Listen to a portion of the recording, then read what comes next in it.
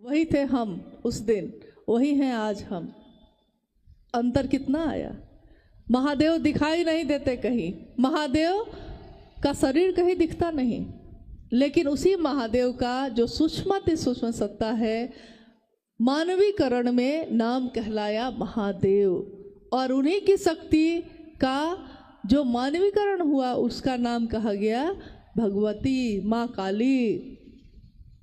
तो वो दिखाई नहीं देते, लेकिन उनका ज्ञान जो उतरता है पता भी नहीं चलता। ये कैसे होता है? वैसे ही जैसे एक छोटे से बच्चे को बड़ा होने के लिए कोई प्रयास नहीं करना पड़ता, वो अनायास ही बड़ा होता चला जाता है। आप ही की आंखों के सामने वो बड़ा होता है, लेकिन आपको पता चलता है कब बेटा बड़ा हो गया इतना बड़ा? जो गोद में खेल रहा था मेरे, वो इतना बड़ा हुआ कब?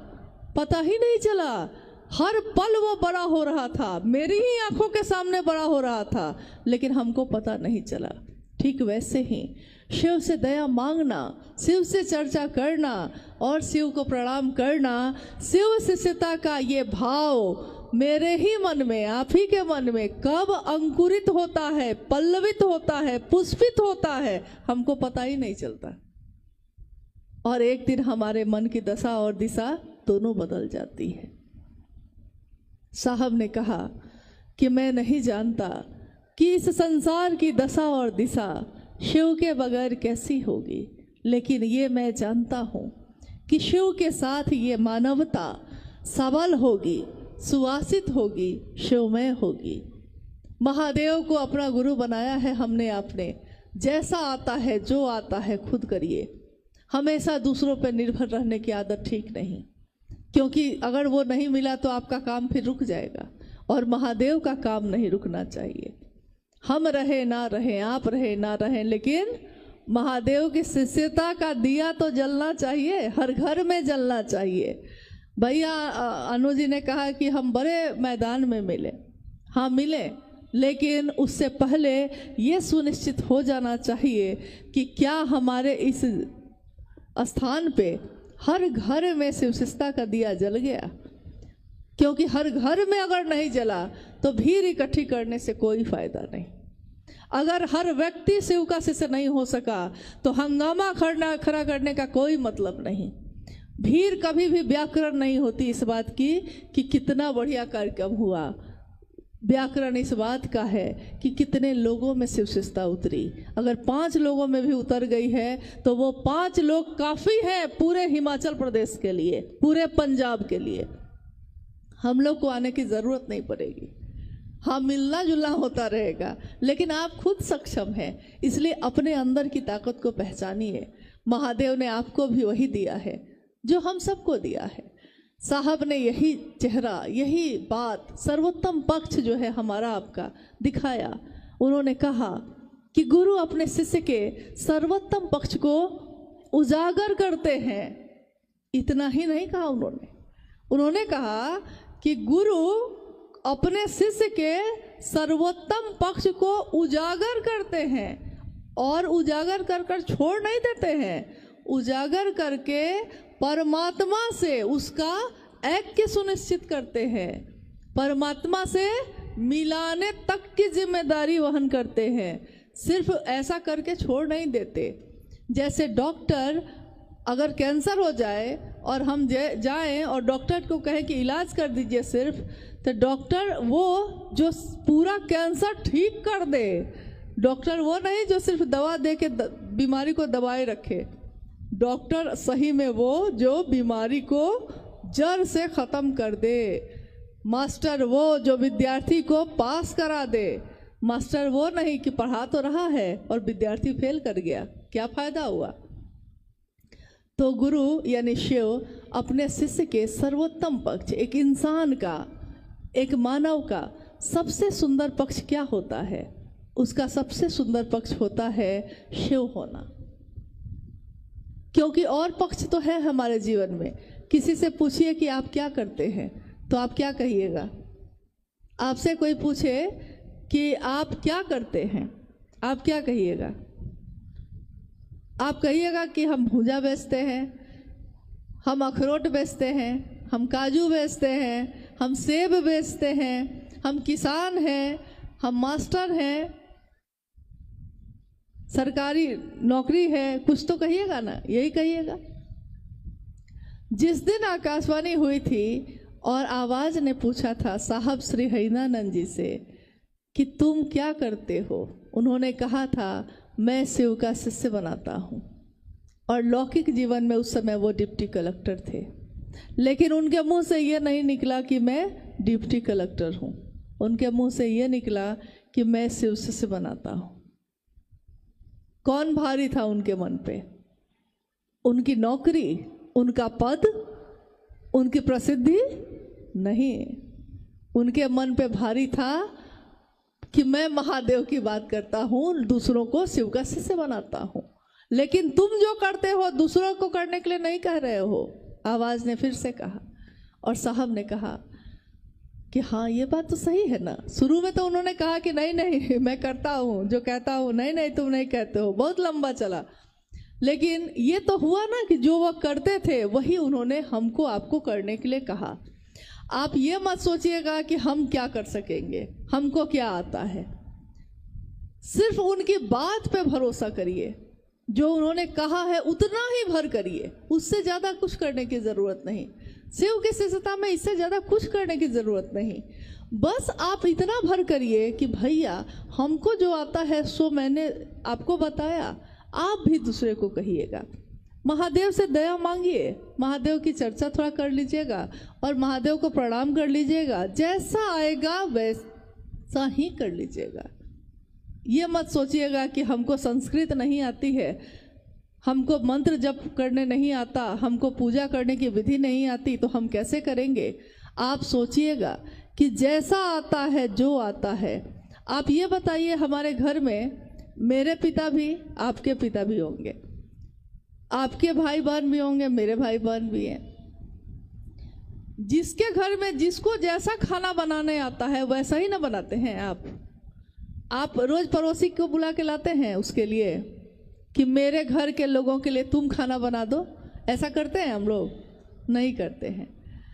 बहुत लोग घर की सफाई बहुत अच्छे से करते हैं और बहुत लोग खराब से करते हैं, लेकिन जैसा आता है खुद करते हैं। वो दूसरे को बुला के नहीं लाते रोज कि मेरा घर जरा साफ कर दो। मेरा मेरा मेरा, सुबह से चर्चा में बार बार यही शब्द प्रयोग किया गया है। मेरे गुरु शिव, जैसा हमको आता है हम वैसा ही करेंगे, खुद करेंगे। चर्चा करने नहीं आती है तो तीनों सूत्र बोल के उतर जाएंगे। एक दिन तो आएगा, कुछ तो आएगा, जो मेरे मन में आएगा महादेव के लिए हम वही बात बोलेंगे। जो हृदय में है वही बोलिए, अपने मन को खोलिए और हृदय में जो महादेव की दया बरसती है उसी को लोगों को बोलिए, उसी का प्रभाव हो जाएगा। आप ये कभी मत सोचिए कि बहुत सुंदर शिव चर्चा करने वाले कोई भैया दीदी हैं तो वो आएंगे तब होगा, ऐसा कभी नहीं होता। कोई सुंदर बोल सकता है। इसी पे साहब ने एक घटना बताई थी। उन्होंने कहा था कि एक मास्टर जो पढ़ा रहा था क्लास में, इंजीनियरिंग का कॉलेज था और वो क्लास कर रहा था। साहब ने कहा कि मैंने बाहर से देखा उसको बोर्ड पे पढ़ाते हुए कि गाड़ी जो है चलती कैसे है, गाड़ी कैसे चलती है, इसको वो पढ़ा रहा है। लेकिन जब वो बाहर आया तो साहब ने कहा कि आप तो गाड़ी कब से चला रहे हैं? तो उसने कहा कि मैं गाड़ी तो कभी मैंने चलाया नहीं। तो साहब ने कहा कि आपने इतना सुंदर बताया है, एक एक चीज के लिए बताया है कि गाड़ी कैसे चलती है, इंजन कैसे काम करता है, पैडल कैसे मारते हैं, ब्रेक कैसे मारते हैं, आपने सब बताया। तब आप कैसे ये कह रहे हैं कि आपको गाड़ी चलाने नहीं आती? उन्होंने कहा मैं पढ़ाता हूँ लेकिन चलाता नहीं हूँ। तो साहब ने उस दिन कहा कि उस घटना के बाद मैंने सीखा कि कोई ज़रूरी नहीं है कि कोई शिव चर्चा बहुत सुंदर करता है तो वो शिव का शिष्य भी होगा। हो सकता है वो सिखाता होगा अच्छा, लेकिन सीखता नहीं होगा अच्छा, ये हो सकता है। इसलिए कभी भी इस बात के भरोसे बहुत नहीं रहना है हम लोग को कि कौन बहुत अच्छा बोलता है, कौन बहुत अच्छा। जैसा आता है हम खुद करेंगे। तो आज के इस कार्यक्रम में आप सबों से ये वादा लेना चाहते हैं, अगर आप दे सकते हैं तो। साहब ने कभी कुछ नहीं मांगा किसी से, अपने पूरे जीवन में पान की एक खिल्ली भी नहीं खाई, और मांगा भी तो क्या मांगा, मांगा कहा कि अगर मुझको दे सकते हो तो एक शिव का शिष्य देना। शिव शिष्यता की घोषणा जहाँ भी होती है, साहब की उपस्थिति वहाँ होती ही होती है, क्योंकि शिव की शिष्यता में उनके प्राण बसते हैं। हमारे साहब ने हम सबके जीवन की दशा और दिशा को बदल दिया। हम उनको कुछ नहीं दे सके, हमारे पास कुछ नहीं था, हम क्या दे सकते थे, लेकिन उन्होंने जो करुणा बरसाई है, उस करुणा का कोई हिसाब नहीं। माँ की ममता का कोई कर्ज नहीं उतारा जा सकता, और शिव की शिष्यता का दान जिसने दिया हो, उसके बदले में शिव का ही दान दे दिया। उसके बदले में हम लोग उनको क्या दे सके, कुछ भी नहीं। हम अगर सोचते हैं कि वो शरीर में होते तो ऐसा होता कि सब ठीक होता, नहीं। शरीर में रहने पे भी जो गड़बड़ थे उस समय भी गड़बड़ थे, आज भी हैं। जो सही थे उस समय भी सही थे, आज भी हैं और हमेशा रहेंगे। शिव के शिष्यता की मूल धारा हमेशा पावन है, पावन ही रहेगी। रास्ते की गंदगियां उसमें शामिल होंगी, लेकिन उन गंदगियों से इस पावन मूल धारा पे कोई प्रभाव नहीं पड़ेगा। शिव कैसे से अपने साहब और दीदी की उंगली थामे, अपने साहब और दीदी के संकल्प को बार बार याद करते हुए अपने गुरु शिव की महिमा का गान अपने इस जीवन में पल प्रतिपल करते ही रहेंगे। चाहे वो किसी भी स्थिति में होंगे, मजदूरी करते हुए, रिक्शा चलाते हुए, या बहुत बड़ी कंपनी के मालिक बन के भी, किसी भी स्थिति में जो शिव का शिष्य होगा वो अपने शिव के शिष्यता का प्रसार करता ही रहेगा।